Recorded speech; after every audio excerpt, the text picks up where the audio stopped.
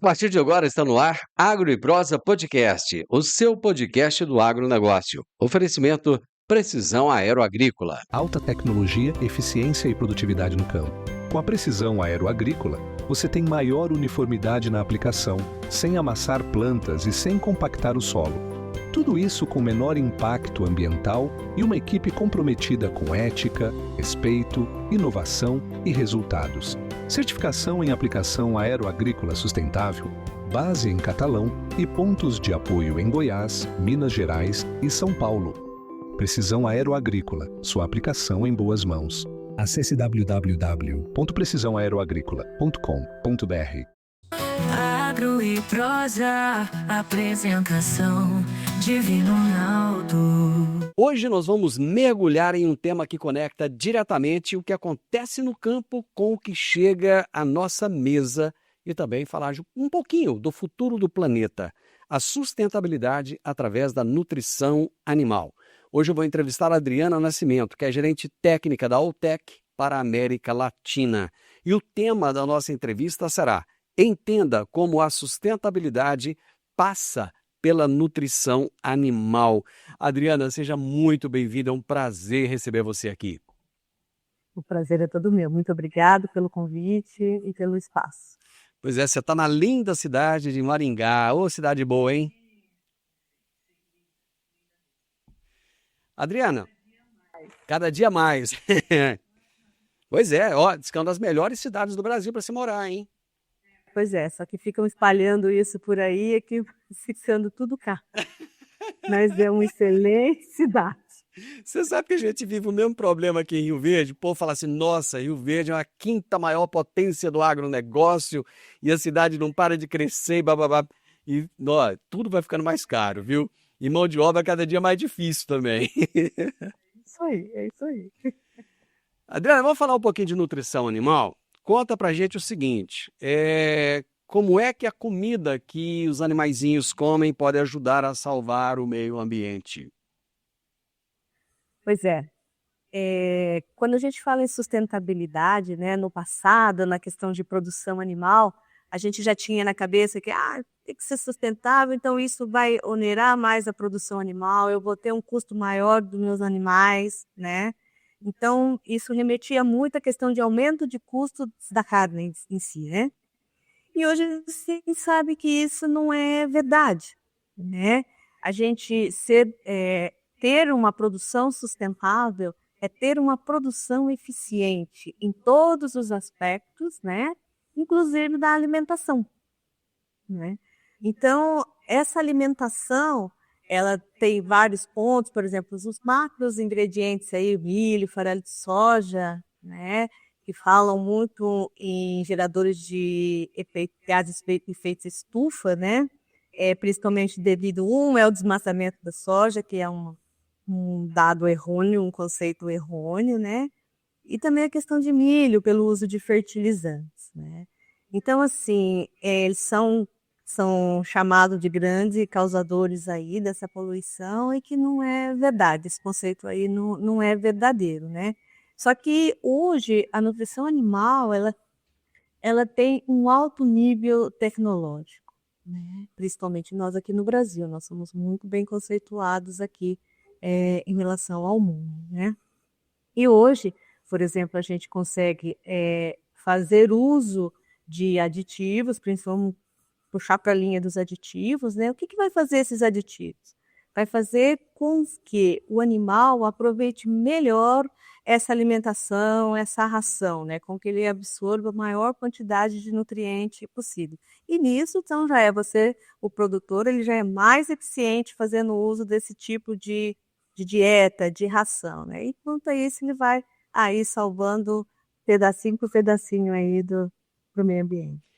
Explica pra gente o que são esses aditivos, porque, assim, as pessoas ficam preocupadas, né? Quando fala, usa a palavra aditivo, tal, dá a impressão que é alguma coisa assim que faz mal para a saúde, né? Muitas vezes as pessoas questionam muito isso e ficam preocupadas.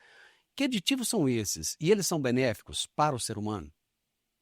Sim, não tem nenhum tipo de atuação em relação ao ser humano, né? Eu vou citar para você dois aditivos, né, que a gente fala que são aditivos sustentáveis. Um são enzimas exógenas que a gente utiliza na dieta animal, né? E o que essas enzimas vão fazer?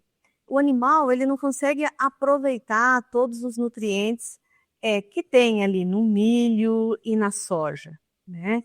E essas enzimas vão fazer o quê?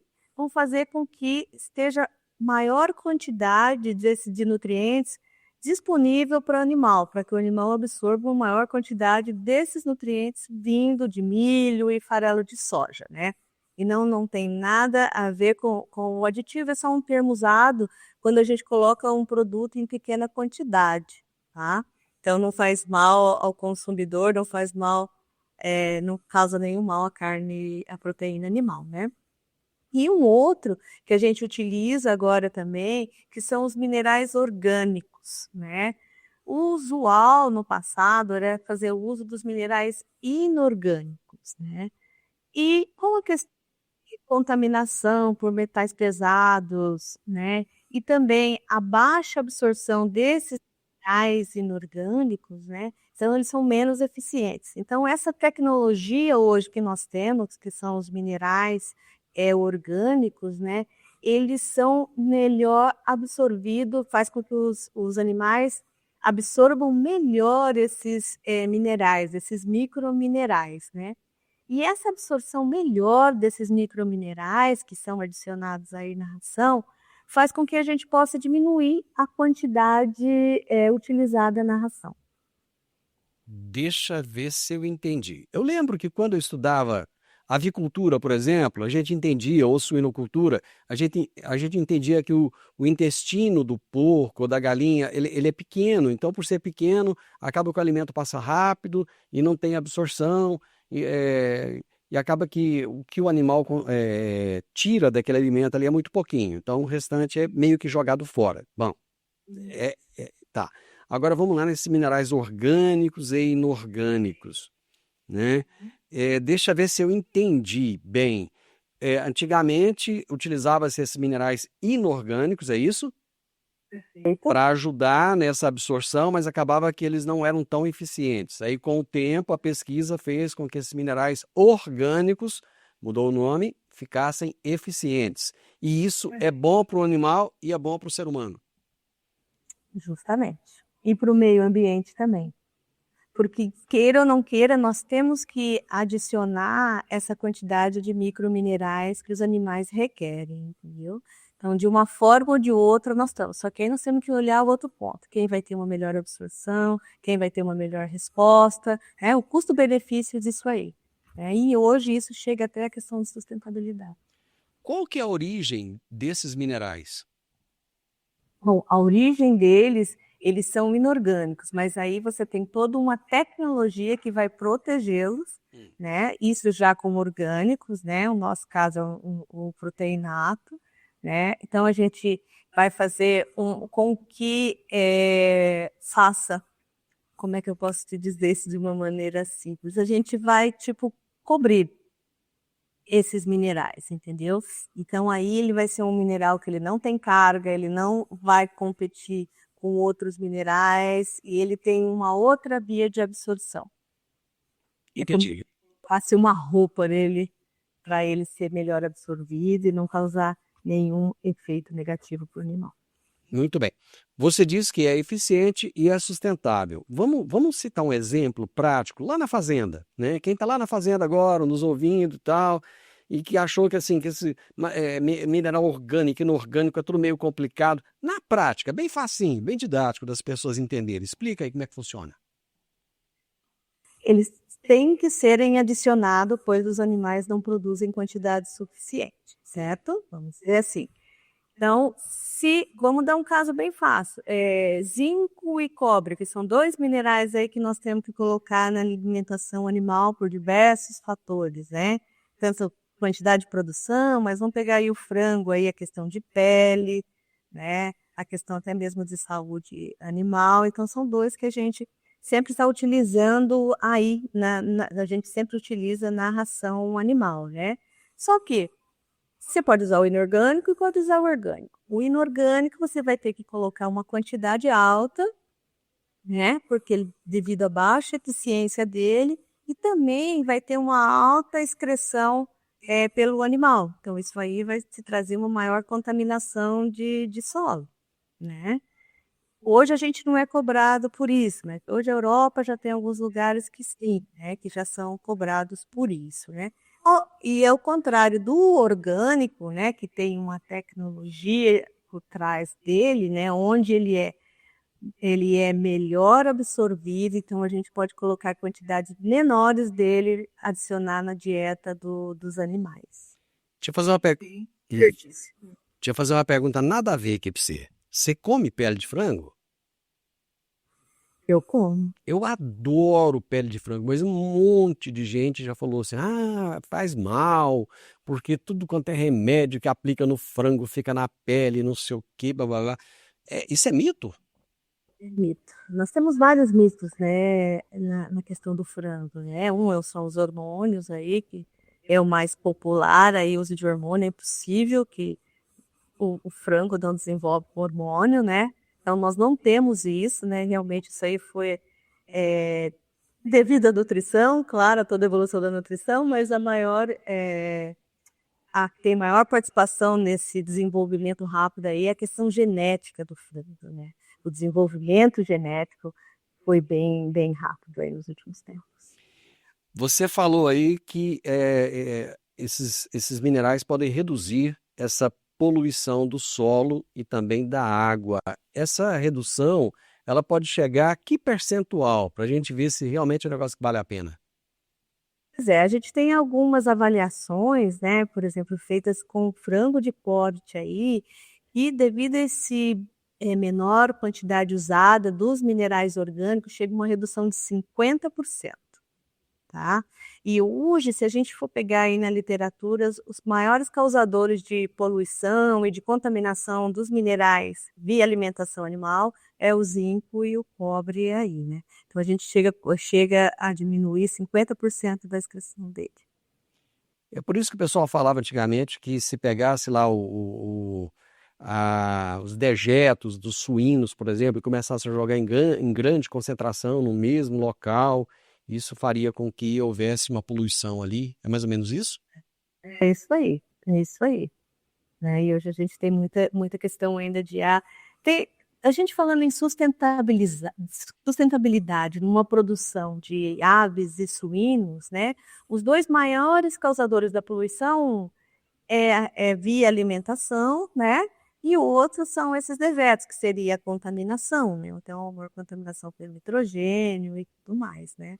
E tudo isso aí é balizado, tanto essa questão de alimentação quanto de contaminação, tudo com o famoso aí medida de gases de efeito estufa, né? Pegada de carbono, que a gente chama. O que isso tem a ver com o tal da pegada de carbono e com o gás de efeito estufa? Pois é, pegada de carbono é um nome meio popular, né? Tá diminuindo a pegada de carbono, que na verdade é que você está diminuindo a quantidade de gases de gases efeito estufa aí que você está diminuindo aí no ambiente, né? Então os dois são bem similares. E criou-se essa medida de gases de efeito estufa é uma medida padrão. Então tudo você coloca, por exemplo, eu tô adicionando, tô usando muito farelo de soja, muito, né, milho, farelo de soja, que pode. Tá. Então ele vai eliminar maiores gases. Então, para a gente colocar tudo no mesmo parâmetro, tudo no mesmo conceito, entendeu? Então a medida é gases de efeito estufa, ou carbono. Há poucos dias atrás terminou a Show Rural Copavel, que é a primeira grande feira do ano. Eu adoro aquela feira, acho para mim uma das feiras mais lindas que tem, né? Ela e a Tecnoshow aqui na minha cidade, lógico, né? Tem que puxar a sardinha também para minha brasa, né? Mas para mim são duas das mais lindas feiras que tem no Brasil e o público também é maravilhoso. E vocês inclusive participaram da Show Rural.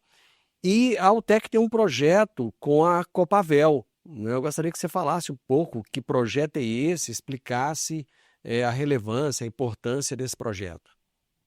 A Copavel foi uma das pioneiras aí nesse nosso trabalho, né, de uso dos minerais orgânicos na alimentação de frangos, né?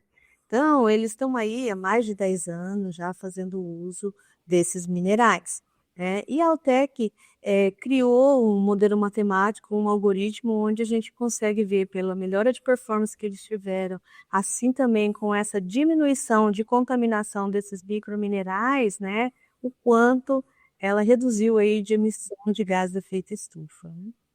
E foi bem interessante esse trabalho aí. Esse foi um dos pioneiros nossos.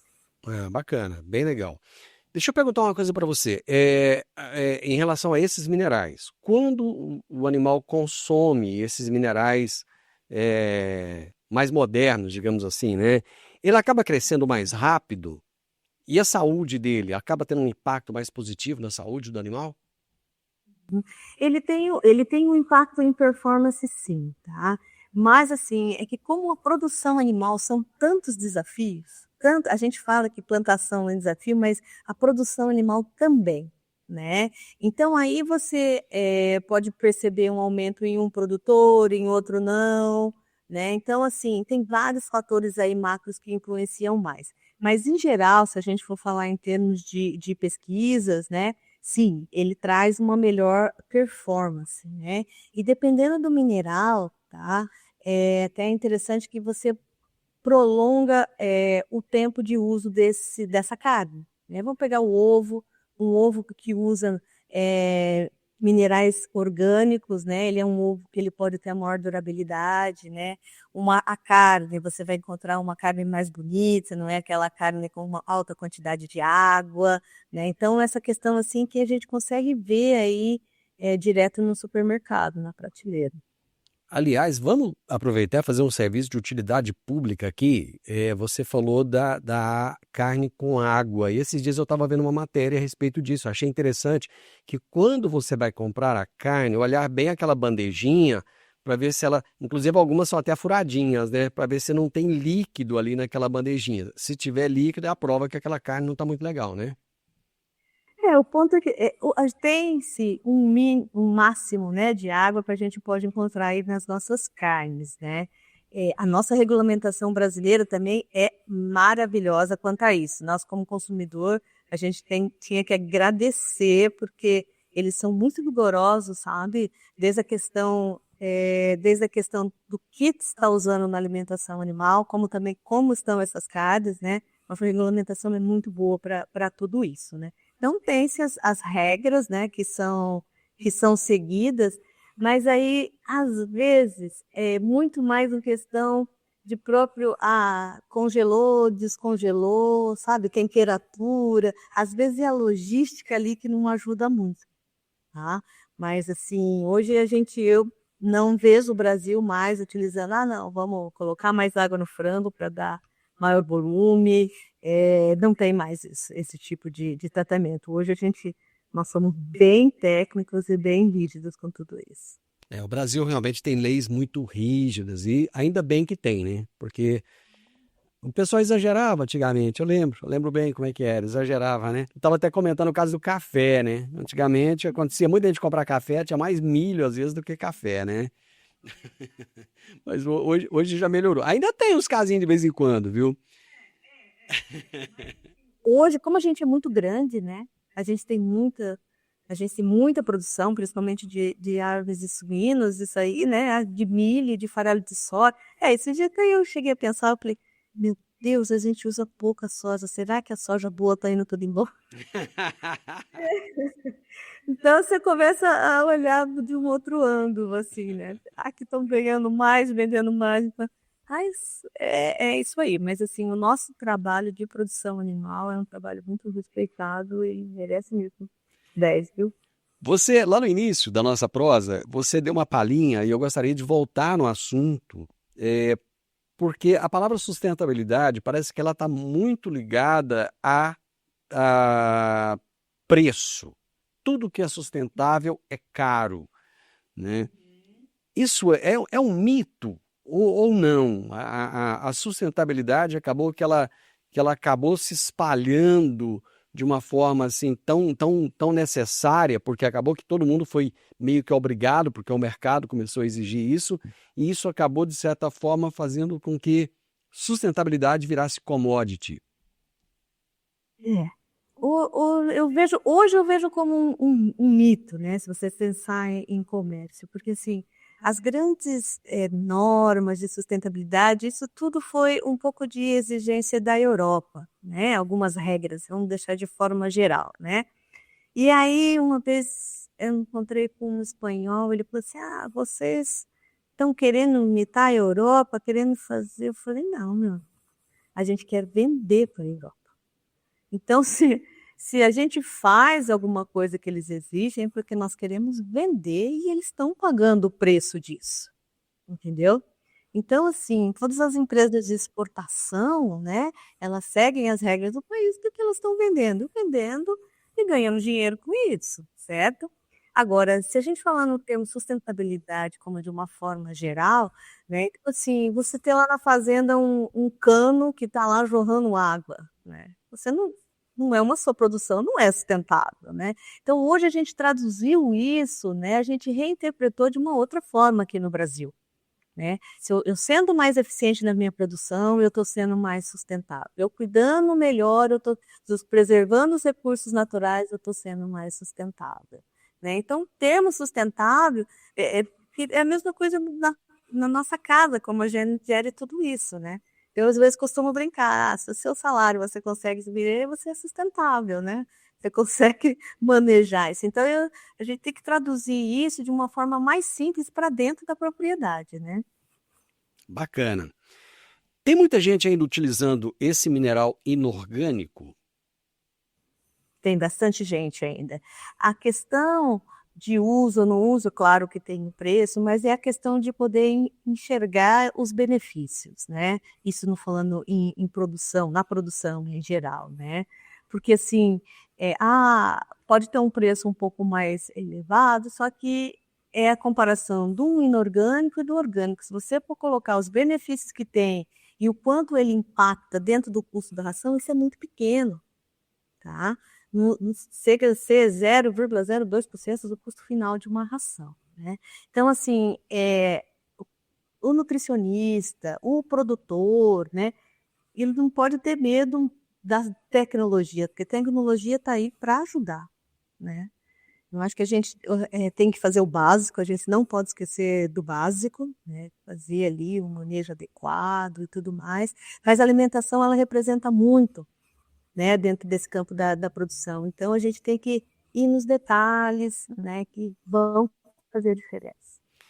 Se você tivesse agora junto com um produtor rural que está usando mineral inorgânico, e você tivesse que dar um conselho para ele, digamos que ele ainda tenha receio de trocar por algum motivo, seja por valor ou por qualquer outro motivo, que conselho seria esse? Bom, se a adoção de tecnologia assim, é uma coisa que a gente não pode fechar os olhos e não fazer, em qualquer área, inclusive na nutrição animal, né? Então, eu falo também que assim, a grande diferença em custo, né, ela está na compra do milho e da soja, né? O nutricionista, ele vai fazer ali o refino, né? E é dessa forma com que ele tem que ver, né? O custo-benefício de uso ou não uso e os impactos negativos disso, né? Vou te dar um exemplo claro. Muitos países asiáticos, né, alguns que mandam de um país para o outro ainda, em questão de contaminação só desses minerais inorgânicos, eles pararam de utilizar. Por quê? Para não ter que ficar pagando ou ficar recebendo de volta as carnes com contaminação, né? Então, assim, cada um vai achando o seu nicho. E o caso nosso aqui no Brasil, eu acho que em relação à qualidade final dos produtos, né? Em se ter, você vai tirar alguma coisa que uma quantidade muito pequena que pode estar se atrapalhando muito em performance, e se você for demorar demais, você vai perder muito dinheiro até enxergar isso aí. Além da nutrição, o que mais define uma produção animal responsável? São as atividades, né? As atividades. As atividades que eu falo são as atividades de produção. Um manejo sustentável é você estar ali fornecendo alimentação no horário adequado, você está fornecendo na quantidade adequada, né? Você ter meio ambiente, instalações, né? Instalações que estejam de acordo, né? A gente vê muita propriedade hoje que não investe tanto em cortina, não investe no meio ambiente para os animais ali. Isso é muito importante, né? Muito importante. Então, são práticas sustentáveis de produção. Isso aí ajuda muito. Rastreabilidade é uma palavra que, assim, há muitos anos a gente vem ouvindo e sempre criou uma certa polêmica nessa questão da rastreabilidade, né? Por que que a pessoa quer saber de onde veio o animal, por onde passou, como é que é? Hoje o Brasil, por exemplo, é exemplo no mundo em rastreabilidade, por exemplo, no algodão, né? É um dos grandes exemplos. Como é que a rastreabilidade se beneficia de uma nutrição mais limpa? Olha, com certeza. Nós estamos falando aí de que para o animal, para ele crescer, para ter uma melhor produção, a dependência do alimento aí é certa, né? Então, tem que ter um alimento adequado. E hoje já é possível já conhecer toda essa rastreabilidade, né? As empresas hoje já têm isso, desde a origem, né, do milho, da origem da soja, o que foi adicionado na ração, quais os aditivos foram incorporados, né? Então, hoje a gente já tem uma rastreabilidade disso, todas as empresas já demonstram todo o seu programa de rastreabilidade, né? Desde a compra do pintinho, ou compra de leitão, até a carne, né? Até o produto final, né? E já é uma prática sustentável, né? Porque na palavra sustentabilidade, no conceito, também, além do bem-estar animal, também está o bem-estar humano também, né? Em relação à nutrição, o Brasil já é referência em termos dessas tecnologias que você explicou para a gente até agora, ou a gente ainda está engateando, estamos apenas começando? Não, não, nós já estamos aí avançando já, não estamos engatinhando não. Hoje a gente já consegue ter um grande número de produtores fazendo usos dessas tecnologias, né? Principalmente os minerais, olhando um pouco para esse lado. Já temos fábricas de produção no Brasil, né? Não estamos precisando ficar importando esses minerais orgânicos, né? Então isso aí faz com que movimente e se desenvolva mais rapidamente. Bom, a gente falou de produção, agora vamos, para a gente finalizar, vamos falar aqui para o consumidor. Aquele consumidor que lá no início da prosa eu falei, será que ele fica com medo, preocupado, tal, quando falou dos minerais? Qual que é a mensagem que você deixa para esse consumidor que quer saber se a carne que ele compra respeita o meio ambiente e respeita não apenas o meio ambiente, mas os próprios animais?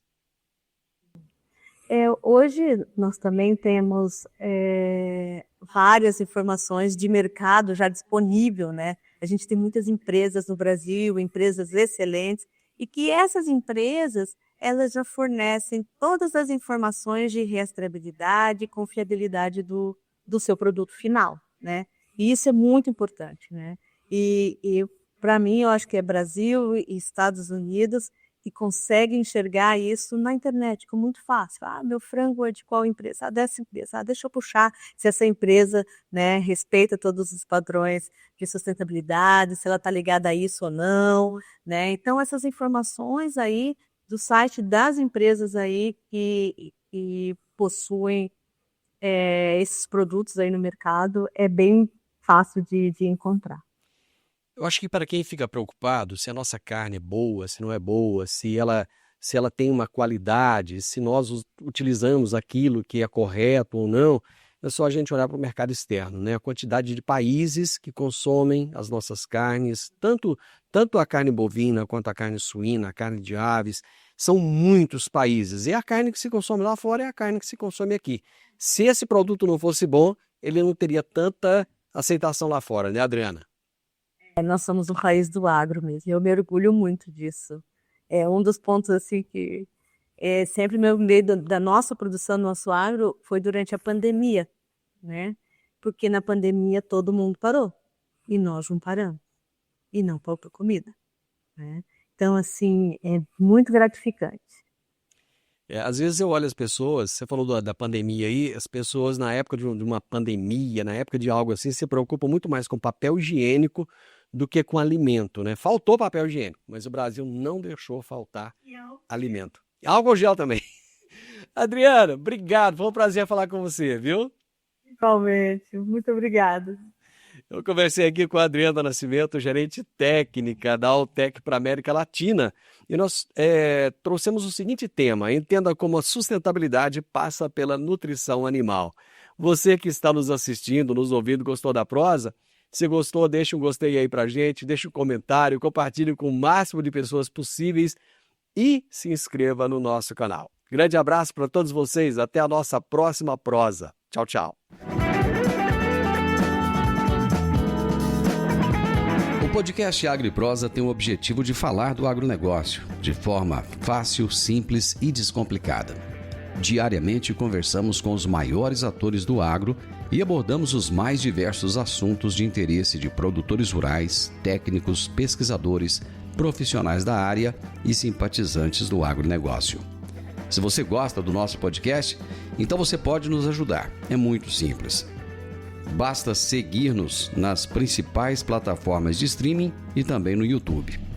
Se você deixar um gostei, compartilhar os episódios e deixar um comentário, já vai nos ajudar muito a dar relevância tanto ao podcast quanto ao canal. E o mais importante de tudo, nos siga para receber notificações de novos vídeos e episódios. Um grande abraço para você e até a nossa próxima prosa.